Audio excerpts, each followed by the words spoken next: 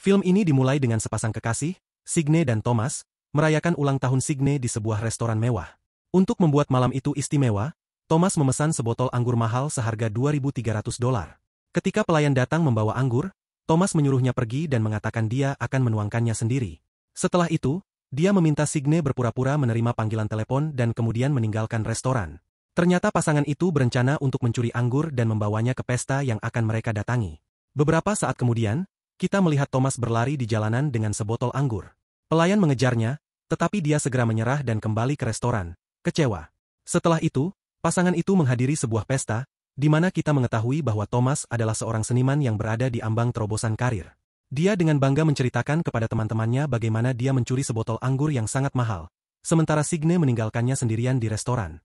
Teman-temannya terkesan dengan keberaniannya dan memujinya, tetapi Signe menjadi kesal dengan kesombongan Thomas dan perhatian yang dia terima. Keesokan harinya, kita melihat Signe di tempat kerja, dan ternyata dia adalah seorang barista di sebuah toko kue. Saat sedang mengerjakan tugasnya, seorang wanita terluka yang digigit anjing tiba-tiba muncul. Ketika wanita itu secara tidak sengaja jatuh ke pelukan Signe, dia dengan cepat melilitkan sapu tangan di lehernya untuk menghentikan pendarahan. Sementara itu, karyawan lain di toko segera memanggil ambulans. Tak lama setelah itu, polisi tiba dan mulai menginterogasi Signe tentang insiden tersebut. Dia dengan percaya diri berbohong, mengklaim bahwa naluri pertamanya adalah membantu wanita itu, sementara orang lain hanya berdiri di sana, menonton. Petugas itu kemudian berterima kasih padanya dan menyarankan agar dia mengganti pakaiannya.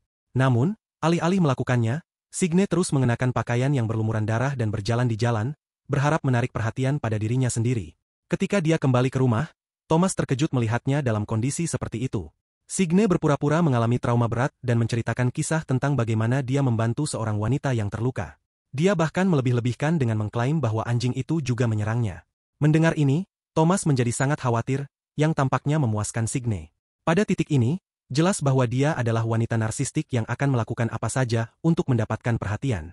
Dalam beberapa hari berikutnya, Signe terus menceritakan kepada semua temannya tentang apa yang disebutnya sebagai tindakan heroik.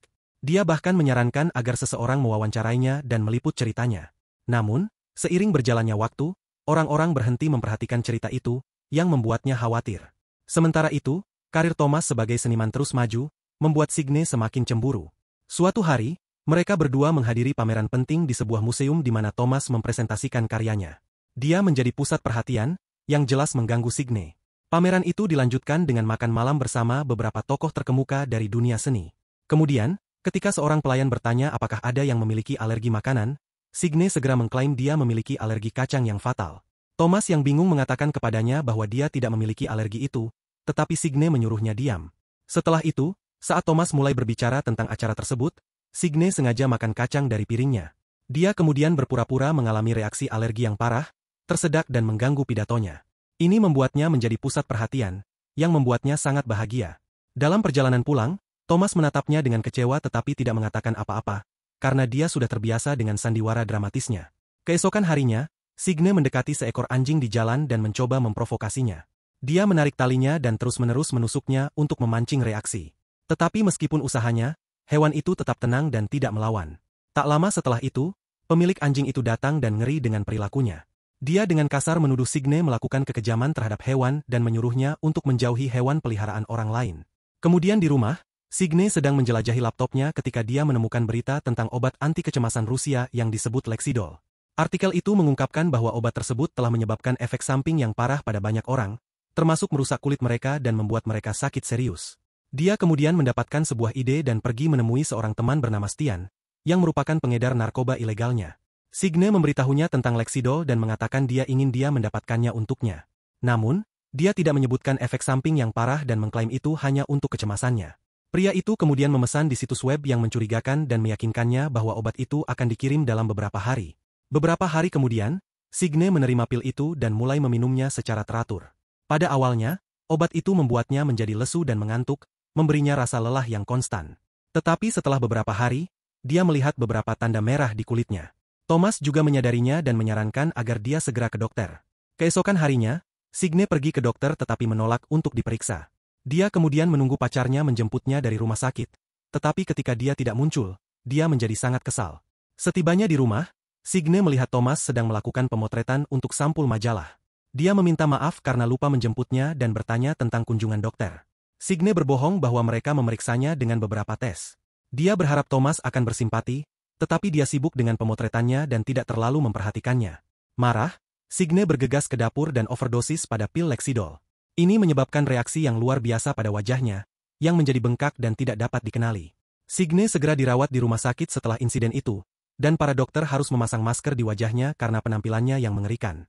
Beberapa hari kemudian, ketika Thomas mengunjunginya, pertanyaan pertama yang dia ajukan adalah apakah penyakit itu menular, yang dia jawab tidak. Dia kemudian mulai menangis, mengatakan dia seharusnya lebih memperhatikan ketika dia pertama kali mulai menunjukkan gejala. Melihatnya sangat mengkhawatirkannya membuat Signe merasa sangat bahagia. Namun, dia segera memberinya majalah dengan fotonya di sampul, yang membuatnya kesal lagi. Saat itu juga, teman-teman Signe datang dengan bunga dan mengungkapkan keprihatinan mereka. Tetapi ketika dia menyadari bahwa teman lain bernama Anine tidak ada, dia merasa kesal. Beberapa hari kemudian, ibu Signe datang menemuinya dan menyarankan agar dia keluar dari rumah sakit. Dia memberitahunya tentang kelompok holistik di mana orang-orang sakit berkumpul untuk sesi terapi kelompok. Keesokan harinya, Signe keluar dari rumah sakit, tetapi dia kecewa karena hanya sedikit orang yang mengunjunginya atau mengirim pesan teks padanya. Dia memberitahu Thomas bahwa jika dia meninggal, dia tidak ingin Anine atau ayahnya menghadiri pemakaman, karena mereka bahkan tidak datang menemuinya sekalipun. Malam itu, Signe mencoba merayu Thomas, yang terkejut bahwa dia ingin berhubungan intim bahkan dalam kondisi ini. Namun, dia akhirnya mengalah, dan Signe memintanya untuk mengungkapkan betapa dia mengkhawatirkannya. Thomas mengungkapkan bahwa dia mengira dia telah kehilangannya dan bahkan membayangkan pemakamannya. Signe menjadi bersemangat dan bertanya tentang pemakaman itu, dan dia mengungkapkan bahwa banyak orang menangis untuknya. Dia menjelaskan bahwa dia tidak mengizinkan orang-orang yang dia benci masuk, seperti ayahnya dan Anine. Mendengar semua ini, Signe menjadi terangsang dan dengan penuh gairah berhubungan intim dengan pacarnya. Keesokan harinya, dia menghadiri kelompok dukungan holistik yang direkomendasikan oleh ibunya. Selama sesi terapi kelompok, Signe mengungkapkan bahwa dia memiliki kondisi langka yang tidak dimiliki orang lain. Dia juga berbohong tentang menjadi manajer toko roti dan berbicara tentang pacarnya, yang tidak pernah memperhatikannya. Namun, setelah mendengar ocehannya, wanita lain berkomentar bahwa dia hanya melebih-lebihkan dan mencoba untuk memainkan peran korban. Wanita itu mengklaim bahwa penyakit yang sebenarnya adalah penyakit mental dan bahwa beberapa orang menderita kondisi yang lebih parah seperti kabut otak, depresi, dan kecemasan. Kata-katanya membuat Signe terdiam dan dia tidak tahu harus berkata apa. Kemudian, dia bertemu dengan teman wartawannya, Marthe, dan terisak-isak tentang penyakit langkanya, yang tidak dapat disembuhkan oleh para dokter. Dia kemudian memberitahu Marthe bahwa jika dia akan mewawancarai siapapun tentang ini, itu adalah dia. Mendengar ini, temannya mengerti apa yang dia coba katakan dan dengan enggan setuju untuk mengatur wawancara untuknya. Keesokan harinya, Marthe dan timnya tiba di rumah untuk wawancara. Namun, Thomas kesal karena pacarnya diwawancarai di tempat yang sama di mana dia melakukan pemotretannya. Dia mengatakan bahwa orang-orang mungkin mengenali latar belakangnya, yang bisa membahayakan nilai seninya, tetapi Signe tidak peduli. Wawancara segera dimulai, tetapi Thomas menyela dan mengambil salah satu kursi. Dia mengklaim bahwa dia membutuhkannya untuk pemotretan yang akan datang dan tidak ingin outlet berita manapun menerbitkannya. Dalam adegan berikutnya, Signe membayangkan wawancaranya menjadi viral, seketika menjadikannya seorang selebriti. Dia membayangkan dirinya berada di program berita di mana ayah dan aninenya datang untuk meminta maaf karena tidak mengunjunginya. Namun, dia segera kembali ke kenyataan dan memeriksa artikel yang menampilkan ceritanya. Ini membuatnya sangat bahagia, dan dia meminta Thomas untuk melihat apakah artikelnya telah diterbitkan. Dia melakukannya tetapi tidak menemukan apa-apa, yang membuatnya kesal. Signe kemudian menyadari bahwa berita lain tentang penembakan massal telah menjadi viral, dan artikelnya telah didorong ke bagian bawah halaman. Ini sangat membuatnya frustrasi, tetapi dia masih bertanya kepada Thomas apakah dia bangga padanya. Dia menjawab ya, yang tampaknya memuaskan keinginannya akan validasi. Keesokan harinya, kita melihat Thomas memasuki toko furnitur, mencoba mencuri beberapa kursi. Seorang penjaga mendekatinya untuk berbicara, tetapi Thomas meningkatkan situasi menjadi perkelahian. Dia kemudian memecahkan beberapa barang di toko sebelum akhirnya melarikan diri. Di tempat lain, Signe tiba di sebuah agensi model, di mana dia bertemu dengan manajer, Lisa. Lisa menjelaskan bahwa agensinya berfokus pada inklusi dan bekerja dengan model yang tidak sesuai dengan standar kecantikan tradisional. Akibatnya, mereka berfokus pada merepresentasikan model yang sakit secara fisik dan cacat. Lisa bertanya tentang kesehatan Signe, dan Signe meyakinkannya bahwa, meskipun dia mungkin terlihat sakit di luar, dia sangat sehat. Namun, pada titik ini, Signe mulai batuk dan permisi ke kamar kecil, di mana dia mulai berdarah dari mulutnya. Ternyata meskipun sudah melakukan segalanya, dia masih minum Lexidol, yang memperburuk kesehatannya. Kemudian, Signe membayangkan dirinya sebagai model internasional yang telah merevolusi konsep kecantikan. Dia tinggal di sebuah rumah besar, dan Thomas meminta maaf atas perlakuannya terhadapnya dan memohon perhatiannya. Namun, dia segera kembali ke kenyataan, dan kita melihat bahwa dia dan Thomas sedang makan siang dengan teman-teman mereka. Signe mencoba berbicara tentang kontrak modelingnya, tetapi Thomas mulai meremehkannya, mengatakan itu bukan masalah besar. Karena hal ini, teman-teman mereka menjadi kesal dan menunjukkan bahwa mereka lelah dengan pasangan itu yang selalu berdebat dan bersaing satu sama lain.